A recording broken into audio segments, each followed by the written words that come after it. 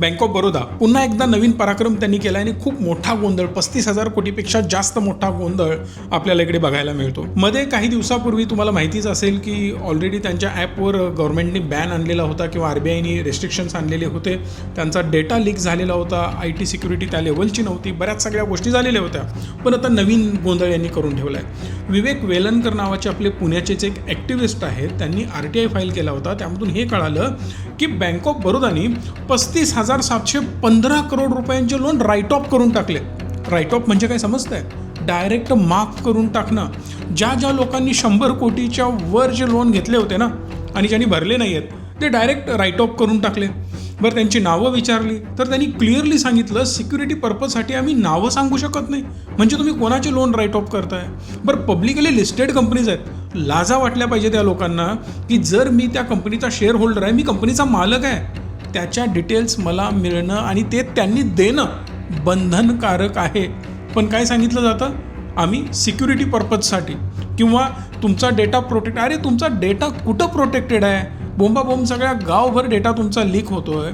IT infrastructure तुमचं strong नाही आहे आणि तुम्ही रिप्लाय करताय की डेटा सिक्युरिटी. ओव्हरऑल सगळा डेटा यांचा ब्रीच झालेला होता.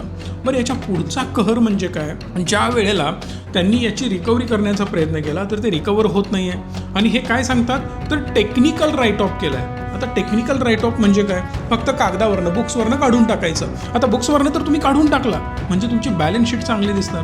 बरं, मी हे कशाच्या आधारे बोलतोय? मी सोपं उदाहरण देतो. मार्च 2026ला यांचा जो क्वार्टरली रिझल्ट होता त्या रिझल्टमध्ये 5,872 करोड रुपये यांचं प्रॉफिट होतं. पण लेटेस्ट जो जूनचा यांचा क्वार्टरली रिझल्ट आला ना त्यामध्ये प्रॉफिट 1,839 कोटी आहे फक्त. म्हणजे कुठे प्रॉफिट गायब झालं आहे. बरं, हे पैसे चाललेत कुठे? का स्टॉकची ग्रोथ होत नाही?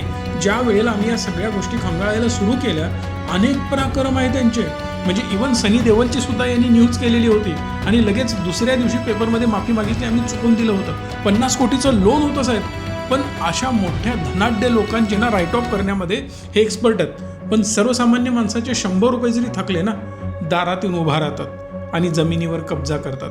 पण हे जे मोठे लोन आहेत ना हे बरोबर यांना कामाला लावतात. म्हणजे गरीब लोकांकडून तुम्ही पैसे कमवणार आणि मोठ्या लोकांचे खिशे भरणार. हे किती दिवस चालणार आहे आय डोंट नो.